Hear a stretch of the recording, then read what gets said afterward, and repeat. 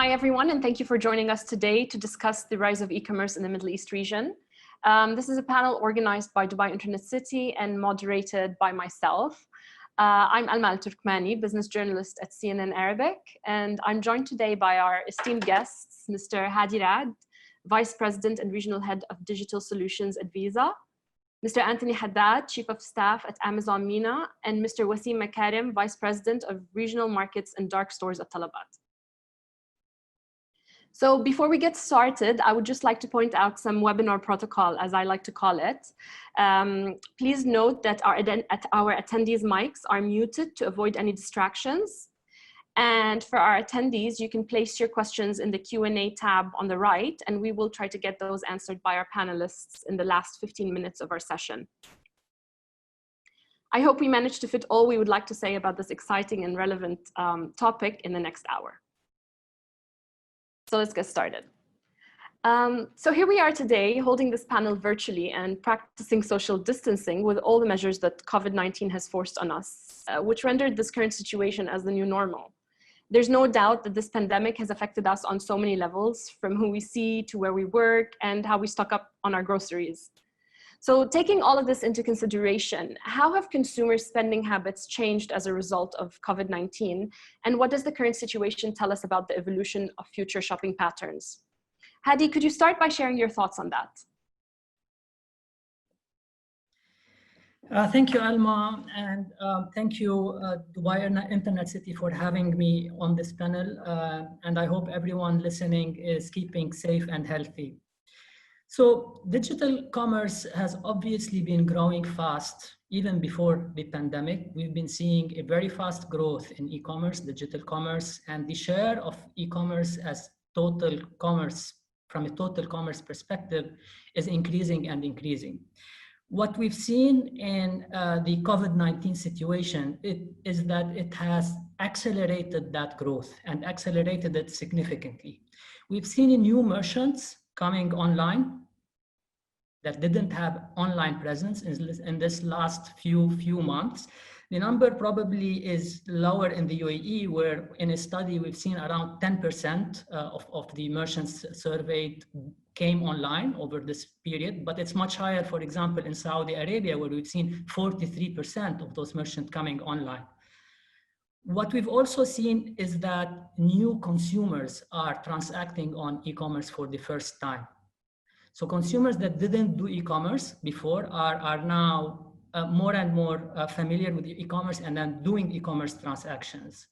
For example, and in new categories of shopping online. For example, around 2/3 of consumers in the UAE made their first grocery transaction for the first time over the last few months post-COVID. So the first time they buy some grocery online.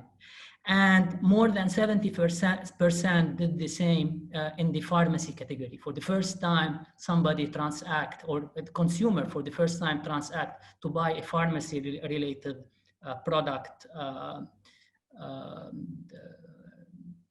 as a result of this need of being socially distanced and being more and more familiar to the e-commerce world. So as we get first-time kind of consumers, the first time, they're not these familiar consumers that have been transacting more and more over doing more and more e-commerce transactions. They are new consumers, right? As we get more and more of those type of consumers, it's very important to remind consumers and to make sure that consumers are aware of the different levels and layers of security that are there on the internet when you purchase online using your card.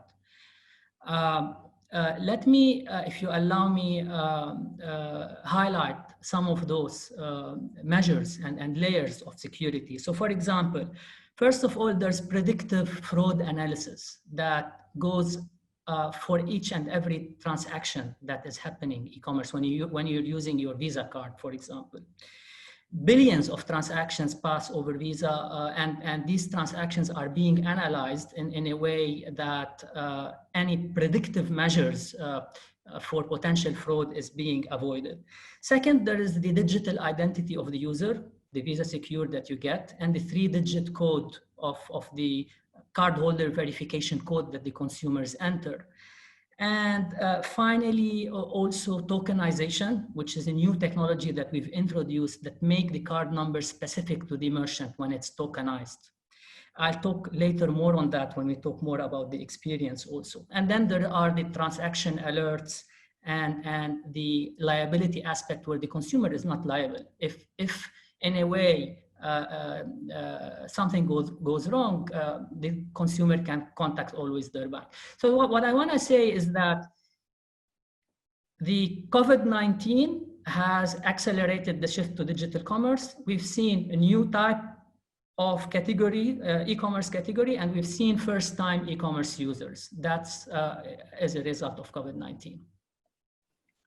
Thank you, Hadi, for your insight and for giving us a clear image of these concerns that have erupted. Perhaps we'll tap onto that later in more detail. But for now, I'd also like to hear about Anthony's thoughts. I'd like to hear your thoughts on how these consumer spending habits have changed with the COVID-19 situation, and what that tells us, for our future shopping patterns. Sure, Elma, thank you for having me, and thanks to Dubai Internet City for hosting this.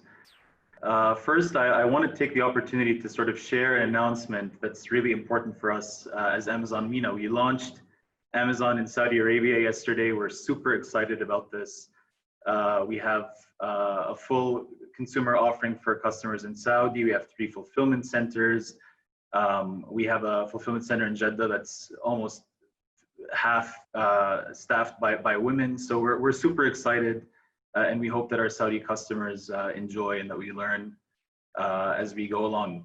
Sort of to the topic at hand, it's important to note that this is a human and public health tragedy, and companies and governments have been grappling with how best to manage and minimize its impact on citizens and consumers. So this has really been a welcome development by no one. If there is at all, if I can say maybe one silver lining, it's that it's pushed businesses and consumers to intensify investment and spending online, as it's been more difficult to move around, go to the mall or supermarket, transport goods, etc. So this means that small businesses who weren't online or weren't considering online as a major channel for them are more seriously considering this, and consumers, it's the same story. Customers that may not have been in the past willing or were reluctant to make a purchase online, either because they couldn't find the selection they wanted or weren't comfortable posting their personal details or using a credit card, it sort of pushed them over the hump, if you will. So that's what I'll say there. We're seeing increased online spending related to the COVID-19 outbreak, specifically in where Hadi had mentioned, in grocery. So our number 1 and 3 items in the UAE were different forms of water, and our number 2 item was face masks. No huge surprise there, but specifically grocery-related items, food, disinfectants, sanitizers, house cleaning products. We've also seen purchases in lifestyle categories as people spend more time home. So in kitchen, appliances, toys, and sports categories. This isn't really unique for the Middle East. You see in the US, companies like Wayfair have really surged as customers spend more time home. They want to buy furniture, they want to enjoy their time home. So we're working with our seller partners in the Middle East to ensure that these products are available and safely in customer hands.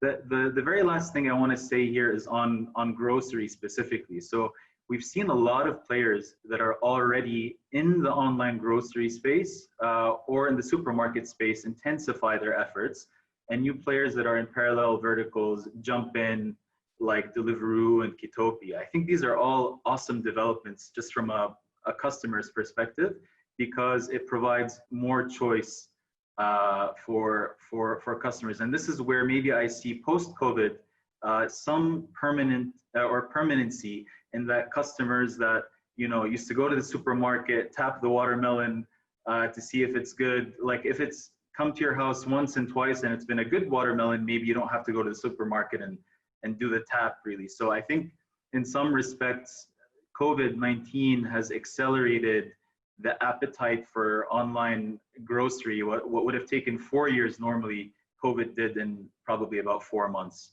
So I'll stop there and welcome questions. Yeah, no, absolutely. Thank you for that, and congrats on Amazon Saudi for starters. Perhaps Wasim, you'd have something to share as well on that to see where this is going. Yeah, definitely. First, thanks for having me and hosting such a very important discussion and event. So as both Anthony and Hadi mentioned, it's no surprise that COVID has had an impact on consumer shopping behavior. Now, Talabat is mainly about food, so I'm going to touch base more on food, on how that's been impacted. So definitely with restaurants hardly hit by COVID-19, they had to rely a lot to stay afloat on delivery services. And that's where the pressure on us came on to rise up to that opportunity and make sure we focus on the growth of these restaurants rather than on the bottom line, and make sure that we transfer whatever customers would have bought offline in the F&B industry can be compensated in the online. So we've seen a shift between offline to online, and that's accelerated customers ordering online as opposed to going and queuing in restaurants for food, one. But we've also noticed the shift in the selection of the consumer behavior.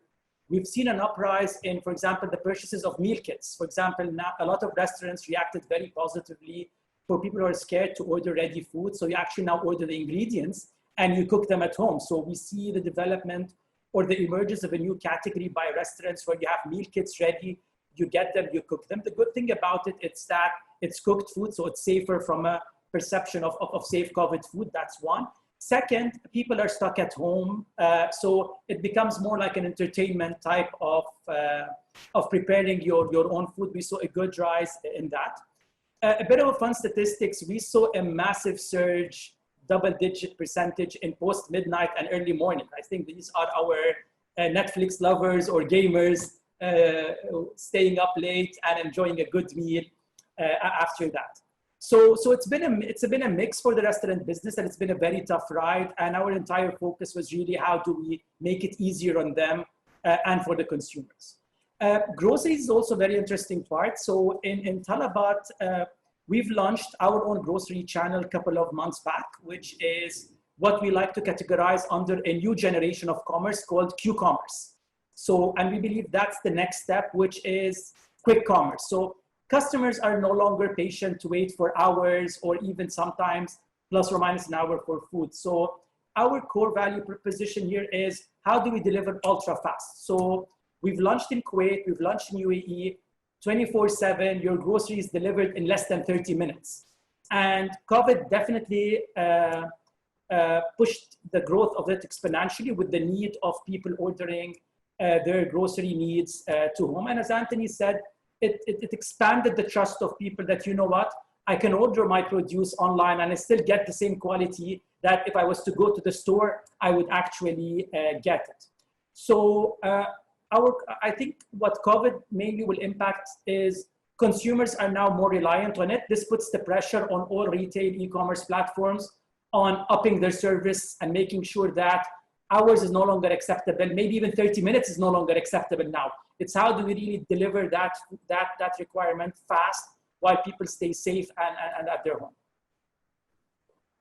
Thank you, Wasim, for that. I'd like to get back to something that Hadi, you tapped on a bit, and that's, you know, how we've, as we moved online, the cybersecurity infrastructure that, you know, in the field to protect the sensitive data that you tapped on. Especially now with a new demographic that maybe previously might have not felt the need to rely on e-commerce and now having to resort to this platform. Tell us more about, you know, that aspect of moving online and more people using e-commerce from different demographics. Yeah, so this is a trend that we've seen globally as well as in the region. First-time e-commerce users, they've never been on e-commerce before, and it's the first time for them transacting online. like, as you know, some consumers historically had a concern of using their cards online. And that's why we've seen before cash on delivery kind of behavior in this part of the world, whenever it's physical good. Now, COVID helped a lot in terms of reducing that trend. People don't like cash anymore. So this is helping. But also the first-time consumers, since they are new to the whole like shopping experience online, it's very important that we keep on reminding them of the different layers of security that exist. People should feel safe about using their cards online as long as they're not sharing their information left and right with people. That's their information. They should be keeping it for themselves. As long as they are shopping from sellers that are known to them, so they are shopping from an online place that is known to them. And then as long as they are following the different like tips of avoiding any kind of, as I mentioned earlier, information sharing. Once they're following that, it's extremely secure. So there are different layers of security that are there. Fraud prevention, that happens automatically in the background. The customer doesn't see anything of that. In like milliseconds, lots of predictive analysis is happening in the background in order to ensure the safety of the transaction. Then the identity of the user that is secured. First, the cardholder verification. That's my card. These are the 3 digits at the back of the card that I know about it. Or if I'm using my mobile wallet, we can talk about that as well in a second. And then the Visa Secure, which is there, we launched it like the second version of it in like a few months back, which is basically risk-based. So whenever the analysis result in that there is risk in the transaction, it's stepped up and the customer is asked to enter a one-time password that they receive on their mobile or so. If the risk level is super low, the transaction is safe, you will see that the transaction will flow without the need of this stepping up for the customer identity. And the other thing that I wanted to talk about, and now I'll talk about a little bit more, is tokenization. So this is tokenization technology is the technology that probably customers are familiar with when it is the face-to-face transaction, when they use their mobile to tap to pay, like their Apple Pay or their Google Pay or Samsung Pay, or even their own bank pay app like Emirates MBD Pay or. Lots of issuers launched their own pay apps as well. So this technology is about completely replacing the 16-digit number that the customer sees on the card with a token, another 16-digit number in the background. Again, the customer is not seeing any of that.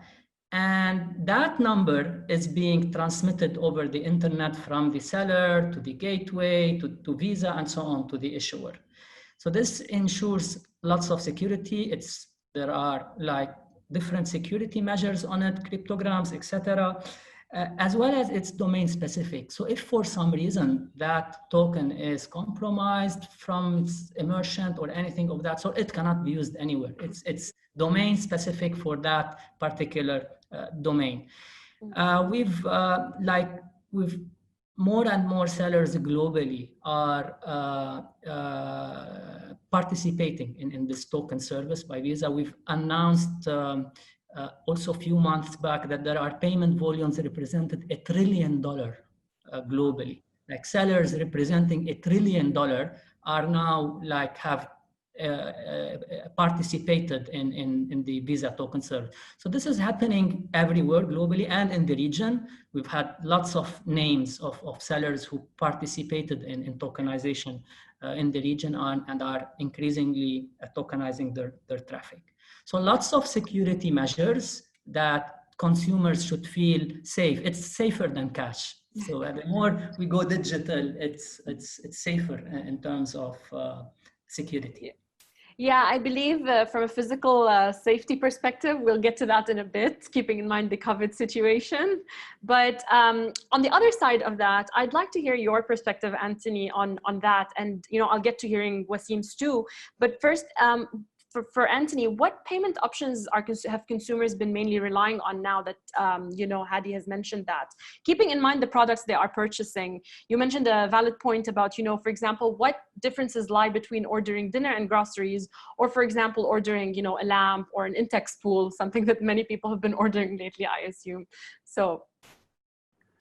Sure. I think cash on delivery traditionally has been a thorn in the side of any e-commerce player here in the region, because it's an expensive program to manage, it's imprecise, it's prone to error, and it's a generally bad customer experience, because you have the situation where the customer doesn't have the right amount of cash, there's change required, they're not at home, the item is returned back to origin. So as we move away from cash to digital payment methods, this is, I think, great for the ecosystem.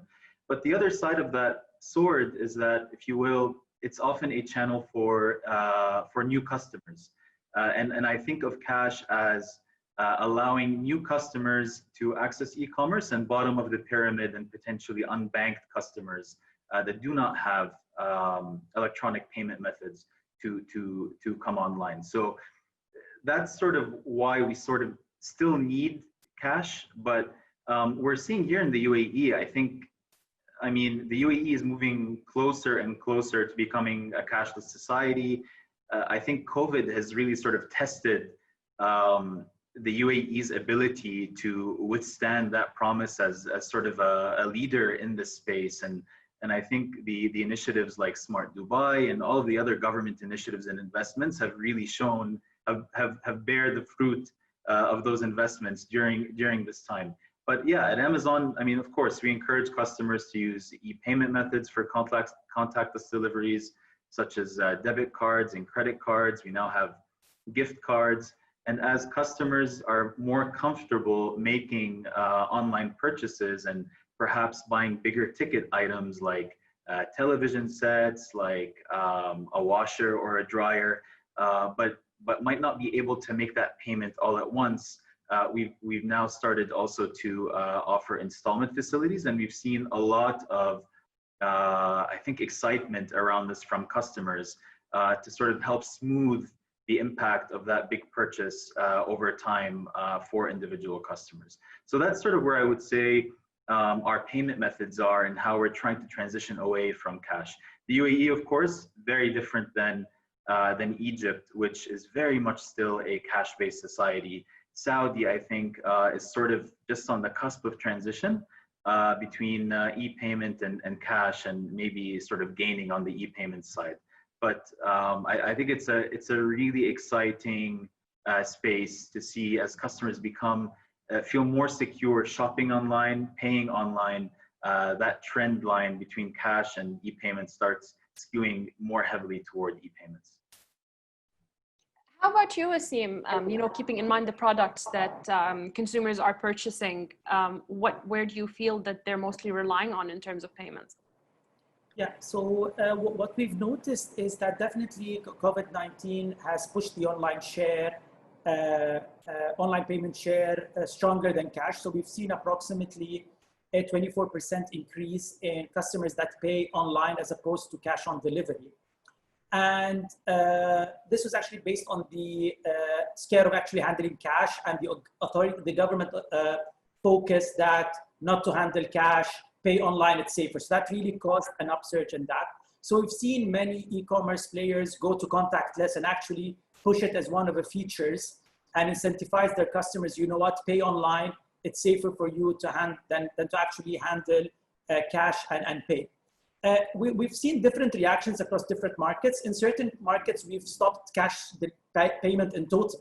For example, in Kuwait, when you order via Talabat now, you don't have the option anymore to pay in cash. It's all contactless. And that's in line with the push by the authorities to make sure that they really reduce the amount of cash handling between consumers. To be honest, we were expecting a dip in orders because customers would be scared to order and only have to pay online. But we were surprised to see, no, consumers are flexible. All they need is for us to give them that option, or you can say gently push them toward the option of paying online, one.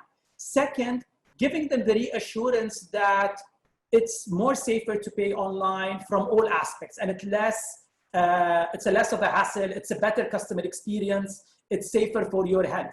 So I think consumers are more willing now to do it. It's a matter of how do we nudge them softly toward that area and keep on resonating that, look, it's safe, it's better experience, and there's no risk involved with it as long as Hadi said, you keep your information to yourself and you use it via trusted platforms to make sure that that experience grows. So, and the good thing is now COVID, people are getting used to pay online.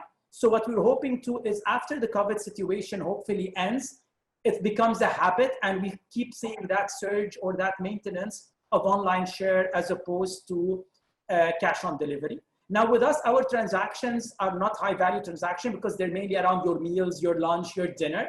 So it's easier for a consumer, less risky for them, even psychologically speaking. One interesting fact we've noticed is that, and that came as a surprise, people think it's safer to pay with debit card than credit card. So that's one of the challenges where we try to educate the customer the difference between when you pay the debit card, what's the risks, versus when you pay via credit card, or even use payment solutions like wallets. Usually all the big e-commerce players have their own e-wallets that also facilitate the online payment. So it's basically not only pushing consumers toward online, but it's actually educating them what makes more sense to them, debit, credit versus e-wallets, to really facilitate and grow the trust in the online payments. We do this a lot with partnerships with banks because we have a common interest in pushing online payment solutions. So banks are playing a very important role in also giving consumers incentives to really purchase their products online and pay online. No, it's no doubt that you did mention that COVID has kind of accelerated the situation. And what comes to mind, when we mentioned that, is that it is quite an unfortunate situation that we're witnessing. However, maybe something good came out of it in a sense, is that it kind of forced us to kind of move towards these technologies that we've been trying to use for a very long time.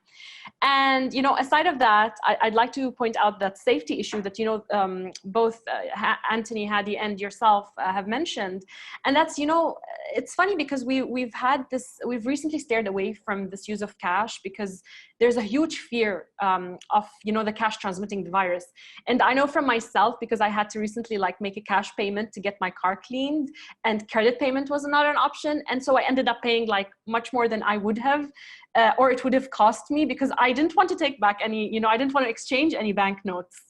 And so, as we're kind of embracing these cashless payment methods, are we completely heading towards a cashless economy? And I believe, Hadi, I'd like to hear your thoughts on that as well. And, what are governments doing along with platforms like yours? And I'll get to hear Anthony and Wasim as well to support this change towards a cashless economy. Yeah, so again, the same story goes when we talk about overall commerce. We've been seeing a trend of digital payments, whether online or in face-to-face, replacing cash. And this has been happening at fast rates in our region. COVID-19 came and it further accelerated it. So cash is being displaced across different segments, online as well as face-to-face. So with also when it comes to the face-to-face payments side of things, we've seen contactless being extremely popular and displacing cash. So again, under the theme of going to completely cashless economy, e-commerce is largely digital, right? It is digital, payments are largely digital, cash on delivery is going down. But even in face-to-face, we're seeing digital payments replacing cash. Contactless helping a lot. Mobile payments helping a lot. Tap to pay with your mobile as well. as well as traditionally face-to-face type of commerce, converting and becoming digital payment, like e-commerce transaction without the consumer knowing, right? We're living in now a converged world, like consumer doesn't anymore differentiate between that's an e-commerce transaction or face-to-face. And I'll give you examples, right? Uber is historically a taxi service. Taxi service, usually you pay it face-to-face. Now it's an e-commerce transaction happening. It's a digital transaction happening, completely displacing cash. Talabat, another example. Usually you go to the restaurant or someone comes, it's physical. Now it's digital. The payment happen in the background. Card credential, the customer card credentials are on file, payment completely in the background. Also in the UAE, there's fuel example, Kafu in the UAE, like fuel, gasoline. It's now a digital payment service, again displacing lots of the historically probably cash payments. And now this is an e-commerce kind of experience, or even in the gas station itself where you pay with your app. So indeed, cash displacement is happening across different factors, different reasons: convenience, security, thread, right? Like you keep logs and thread when you pay in digital for you as a consumer. So overall, the proposition is very convincing to all stakeholders, to the consumer, to the merchant or seller, because cash is expensive to handle by the sellers, and even to the economy. We've run lots of studies. There is a straight correlation between cashless economies and GDP growth. So all stakeholders, government, sellers, consumers, they see the benefit. And that's why we're seeing this trend faster and faster converting cash payments into digital. Wasim, how about you? Do you feel there's, there's something specific that you can work with along with government to kind of support this change towards this situation? Yeah, yes, definitely. I think what role we play is that we have the biggest contact with consumers. So we have the big penetration within the consumer markets. It's based on what big e-commerce players do that change the consumer behavior. For example, you see a lot of them pushing for contactless. Contactless is really facilitating people not to interact with whoever's delivering, neither in cash nor even actually seeing the person. You only collect the goods and that's it. So by the e-commerce players pushing for contactless delivery, by showing that paying online is safer for you, and I think most important thing that we miss is the seamless ordering experience. So you don't have to worry about paying, you don't have to worry about the whole hassle. You just click, you purchase, and the transaction is done. So it's more than just safety because of COVID. Online payment plays a very important, crucial role in that seamless order checkout experience. And the challenges we face is credit cards usually have a smoother transaction, so it's actually seamless. I think where we play a big role is how do we work with the authorities to actually make the debit card transaction as smooth as the credit card transaction. That's where, as Talabat, we face the biggest hurdle, because with a debit card, you have to input the PIN code. So there's still the hassle of concluding that transaction. So for us, the primary objective is facilitating and making sure we have a really good customer experience. You don't have to bother about putting in a PIN, putting in a password, while still maintaining a safe transaction from a fraud perspective, and a contactless transaction from a hygiene safety type of place. Definitely, this has to be done with a very strong collaboration between the front-end apps, the likes of Talabat, Amazon, etc., and the banks and the authorities to really streamline that digital world. And you see there's been a surge up and down of cryptocurrency. So you see that there's this push more towards digitalizing even the currency itself. So definitely we're going towards that, where we'll be in an era where there's no physical banknotes anymore. It's all digital currencies that are there. And we play a very important role on how fast do consumers adapt it. Online payment in terms of Visa or Master 2-3 years ago is a completely different game than what it is now. So you're just putting your credit card information, you click purchase, it's done. You don't have to worry about it anymore. And we've noticed is that customers that actually pay via online have a higher cohort or a higher retention rate than customers that actually pay via cash. So this shows this level of sophistication that customers are starting to get when it comes to online payment. The biggest challenge is how do we convince them it's safe? And what I mean by safe, I don't mean only from a fraud. Customers like to pay cash. Why? It's not because they're scared of fraud or because of any other reason. It's because they like to feel in control. I have the cash. You don't deliver, you're late. I still control that cash aspect. So pushing consumers to online payment is also about creating that trust that if you pay online and you pay in advance, we do very fast refunds, or we don't actually deduct the money till the transaction is concluded. So it's multiple aspects. In summary, how do we work with relevant parties, be it banks or authorities, on creating trust that if you pay online, you're not losing control of you not getting the goods. And this, unfortunately, is bad practice. E-commerce in the past has facilitated this concept within consumers.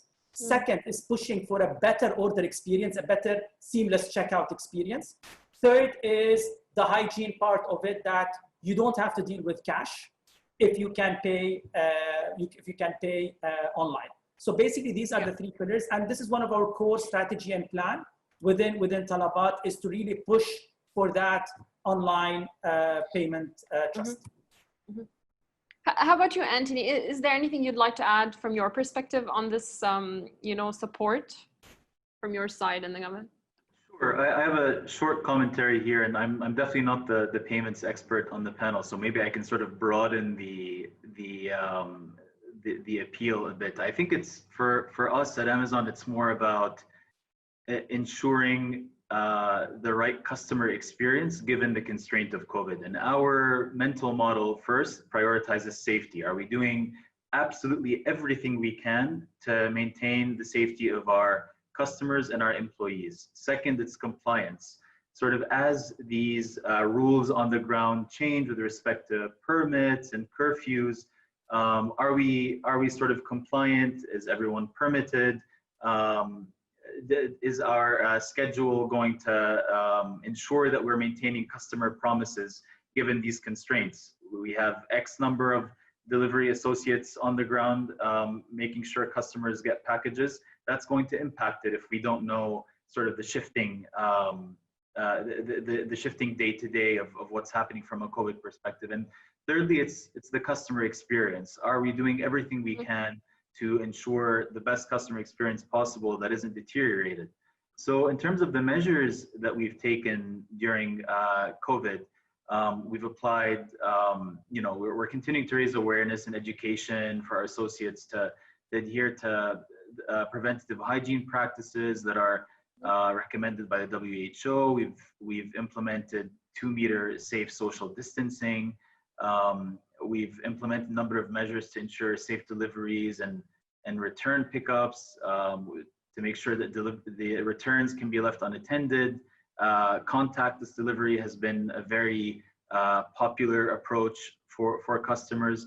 So I think where we have done well, but where there's always room for improvement, is in proactive and early engagement with government authorities to ensure that we know what's changing and that we're consulted and that we can potentially help wherever possible. Thank you, Hadi. Thank you, Anthony. I wanted to actually also tap onto, since we spoke about support that we're getting, what about if we were to talk about SMEs and startups? I myself have recently received, multiple emails actually from one of them I recall very well because it was from one of my favorite local restaurants. And it was asking me to complete my online orders directly through their platforms to kind of better support their survival. I'll direct this to you, Wasim, specifically, but from your perspective, what are mediators doing to support SMEs and startups during these times? Yeah, Definitely, when your online business, when your offline business gets impacted, for example, customers cannot come into your store and actually purchase the good. So this shifts the weight of the orders via online, and online then has a certain repercussions on their own, on the restaurant's P&L. So basically, what we try to do is a two-tier approach. One is to ensure that restaurants still maintain their top line growth. The priority is to keep customers coming in, regardless if it's offline or online. So that's one. Because if there's a drop in the top line, then there's going to be definitely an impact on the revenue stream. So what we do is we strongly collaborate with the partners to make sure that whatever loss of orders that happened because of the restrictions of dine-in is actually compensated with the online growth. That's one. Second is really how do we actually make sure that's sustainable for the restaurants at the long time. To do that, Talabat is launching or has started to launch multiple initiatives. For example, one of the initiatives that we're launching now in multiple markets is what we call Talabat Life. It's actually incentivizing customers to go and order and to dine in at a restaurant. So we're not only looking at it from an online perspective only, we're looking post-COVID, what initiatives can we actually add to also incentivize customers to go and physically visit a restaurant and order. Now, definitely that's post-COVID, not now. So we're starting to build services within us to help restaurants retain back part of their offline share so that they actually balance the online versus offline. That's one. Second, we support them with a lot of growth and marketing initiatives. Now, we know that COVID also has an impact on the disposable income of many of the consumers, be it jobs are at risk, people are very cautious. If the COVID situation stays along, it has a detrimental impact on the economy, hence their income and sustainability. So what we do is we've launched multiple initiatives to drive what we call affordability within the online delivery business by, for example, removing delivery fees, going with discounts, and pushing consumers towards affordable meals that in the past would have been maybe more expensive to buy. So it's basically a mix of three things. One, making sure they don't lose the top line that they're gaining. Second is giving alternative options to online food by introducing new services like Tea Life. Third is supporting restaurants with growth that are primarily funded by aggregators with the likes of Talabat, which is be it waiving off delivery fees, offers and promotions, and incentivizing consumers that have their disposable income impacted to stay and keep ordering. Thank you, Wasim, for that. I'm gonna try to wrap this up in our questions so that we can get to our audience's questions. But one really important thing I'd like to tap on, and I believe all of you have something to say, regarding that. And I'll start with you, Hadi. But what is still missing to further enhance and accelerate this e-commerce experience? Perhaps, Hadi, you can tell us about this from a payments customer perspective. Sure, but if you allow me, Alma, first just comment on one thing also in relation to the SMEs. Yes, please do. The SMEs. Actually, we all know that SMEs are really suffering most in this kind of situation. It's really very difficult times for the SME, and it's unprecedented time, and handling it is quite tough. So we just, a few days back, I think today or yesterday, we just launched a campaign in Visa, Where You Shop Matter campaign. It's directed both to the consumers as well as to the SMEs. To the consumer in terms of bringing awareness about the SMEs that are transacting online, giving more awareness about their existing and how consumers can make a difference to those SMEs by shopping from those SMEs, as well as an SME hub for SMEs to bring also more awareness about their presence, some webinars with their owners and founders, some information for them to help them on how to get online, how to accept payments online, etc., educational material. So I think, yeah, it's tough times for the SMEs, and we hope that we are trying to also help in difficult times. Indeed. Back to your question, Alma. So what is still missing? If you ask me, I think a lot can still be done. Obviously, a lot has happened, but a lot still can be done. I can talk about the friction, right, and how we eliminate the friction from the user experience, especially when it comes to payment. But before that, before I dig a little bit deeper into that, logistics is another one, right? Like logistic customers expect same day delivery. If you want to replace completely digital, logistics is a very important one, and the return process of products. If you buy something online, you should expect a very simple return process. I think more can be done on this one. And then more and more technology that can be used in terms of offering this virtual try before you buy experience to consumers. My opinion is that a lot still can be done to enhance the customer experience. But let me a little bit dig into the friction area, if you allow me. And especially when it comes to payments. Probably to many it's okay, but for us as Visa, we seek like optimal customer experience when it comes to payment. It has to be completely seamless. We think of it as seamless as is tapping inside a store to complete a payment, tapping your card or tapping your mobile. The payment on the internet, on e-commerce should be as simple as that. And there are different stages that can be improved. Whether it is the stage of enrollment, right? Like adding your card, right? If you go to a small merchant, most likely your card doesn't exist. If you go to Amazon, maybe your card is already there because you frequently go there. But when you think of SMEs, when you think of smaller merchant, like this registration process become a pain to the consumer. Then at the time of checkout, right? Like if you're not pre-registered, you need to enter all those fields. It's friction, right? And then the transaction result, authorization rates. So we've seen that 58% of consumers in the UAE abandoned cards. And out of those cards abandonment, around 30% change merchant because of that, or completely change their mind in terms of buying. So lots of things that we're doing in this regard as Visa. I talked earlier about tokenization from a consumer security perspective, but tokens offer a lot in terms of enhancing customer experience.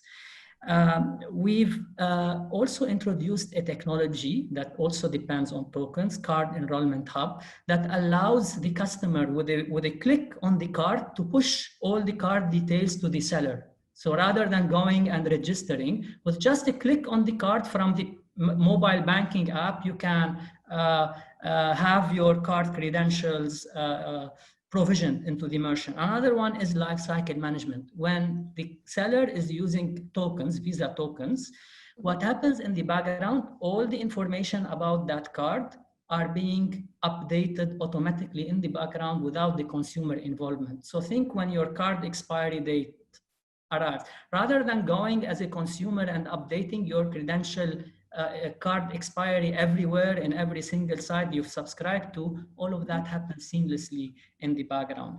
And then along with the token, a cryptogram goes to the issuer, which increases the security of the transaction and the information that travels to the issuer, and addresses Wasim's concern earlier in terms of the step up.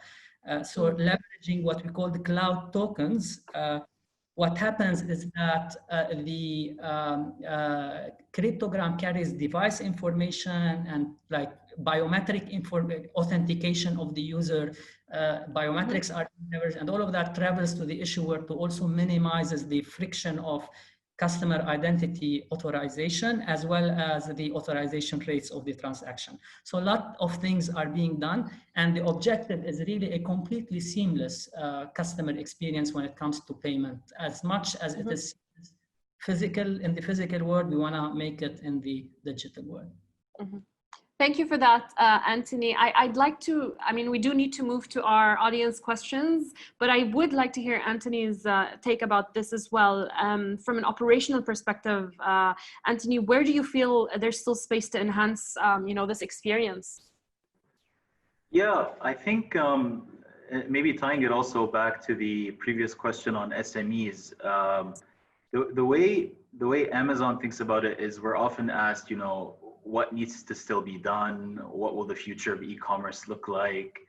And it's often an uncomfortable space to be futuristic about this because no one really knows. But what we do know is that customers will always want more selection. Customers will always want sharper and better prices, and they'll always want more convenience in their shopping experience. So if you think specifically about selection and SMEs, people may not realize this, but half of the units we sell on Amazon in the Middle East are actually from SMEs, right? They form they're half the sort of pumping heart of our e-commerce business, and we take great pride in that. So from our perspective, we continue to double down on efforts that help sellers list their selection better, offer safe payment processing, promotional features that might help provide discoverability to their selection and get it discovered, and sort of simplified logistics solutions. We have a solution called Fulfilled by Amazon, whereby small enterprises that don't want to get into the business and hassle of packing and shipping and after sales locate their inventory in one of our fulfillment centers and leave that to Amazon to do, so they can focus on the other parts of their business. So I think from our perspective, that's a key part of our business, and that we want to double down on, especially since we've launched in Saudi and as that e-commerce segment continues to grow. On pricing, of course, we want to ensure that we double down on pricing. And Hadi mentioned on sharper pricing rather, and Hadi mentioned earlier the point of convenience and logistics. I think that's definitely an area we need to address better in the Middle East, right? We need to offer more convenience to our customers by investing in better addressing systems. Here in the UAE, we have free next day. If you're a Prime customer in Saudi, we have free next day. But it's amazing how customers have a ruthlessly increasing bar of expectation for how fast an item needs to get to them. There's this awesome comedian that I like called Louis C.K., but he has this segment on everything is awesome and no one is happy. Customers continue to be sort of dissatisfied with promise, and we sort of love that because we want to continue to raise the bar to make it faster and faster. Now we're looking at same-day solutions, we're looking at ultra-fast solutions. So I think there's a lot of investment and thinking that still needs to be done for us. We always like to say it's day one, and it's absolutely the case. Thank you, Anthony, for that.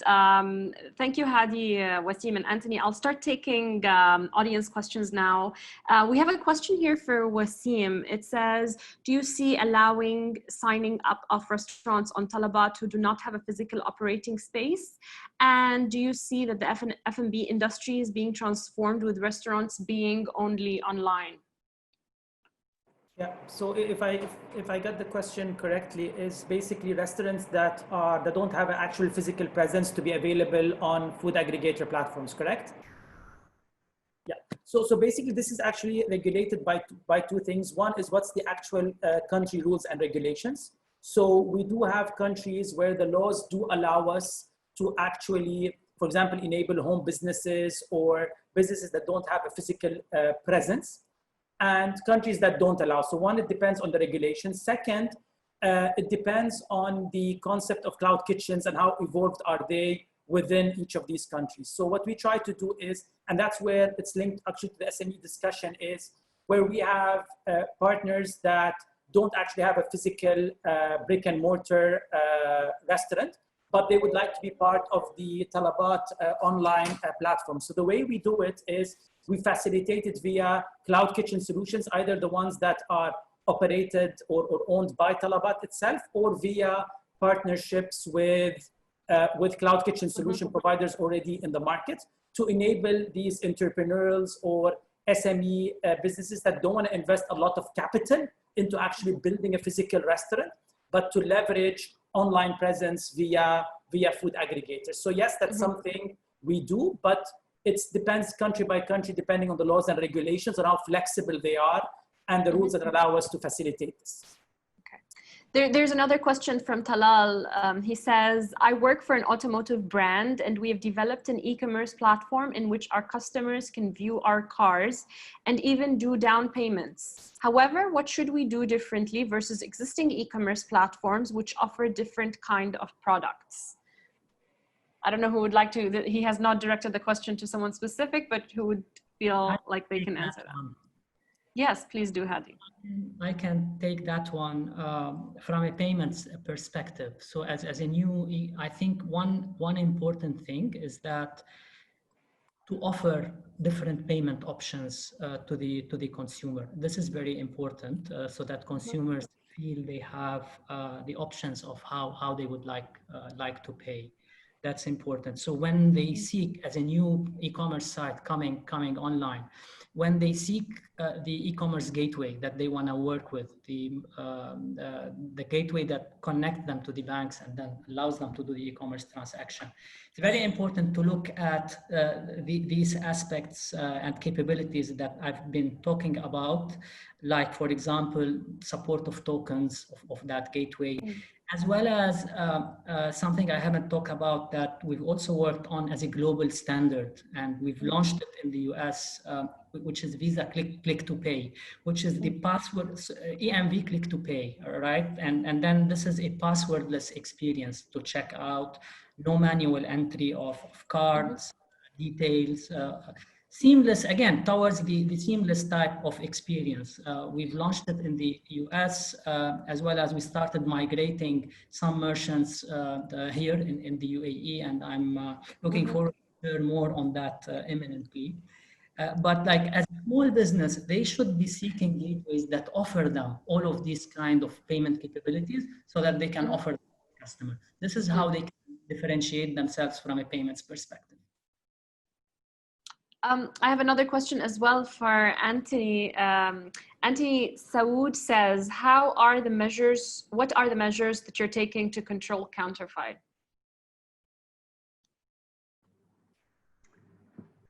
What are the measures that we're taking to control what, sorry? Counterfeit. Counterfeit products. So there's very, very low tolerance for counterfeit products on Amazon. We have global processes to try to curb any instance of counterfeit. Customers that come to customer service, notifying them of a potential case of counterfeit, we do everything we can to immediately make the customer whole effectively. No, it's a free return, no questions asked, and we have processes internally to ensure and verify that those items are indeed allegedly counterfeit. But it's a zero tolerance policy for counterfeit, and we have a lot of global sort of best practices that we're trying to adhere to. Is it a problem for e-commerce generally? I absolutely think it is, but I think we're well equipped to try to curb it. It is certainly an issue for e-commerce.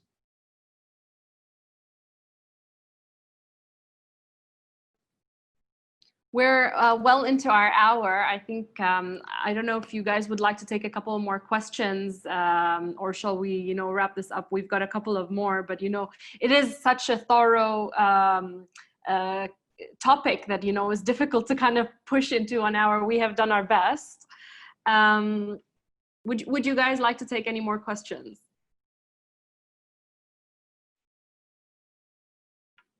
Happy to take one or two more if there are.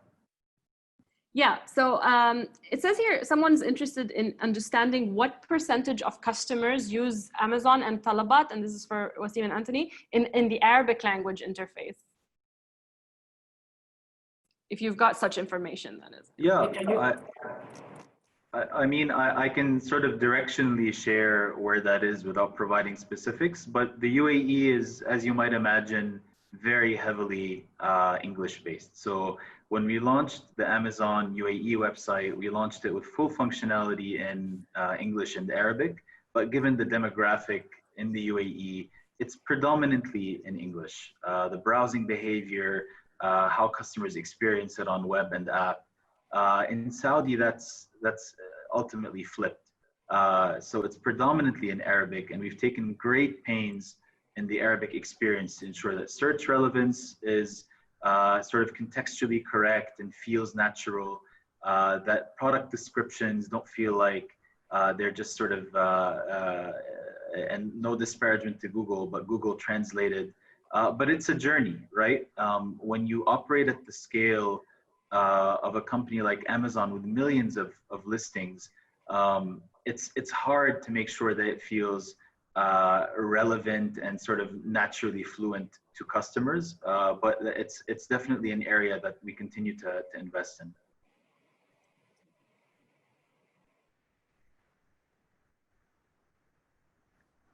There's a question here as well. What can you share about the e-commerce ecosystem, like logistics, warehousing, etc., which is mostly very expensive, especially for SMEs? I guess that's for me.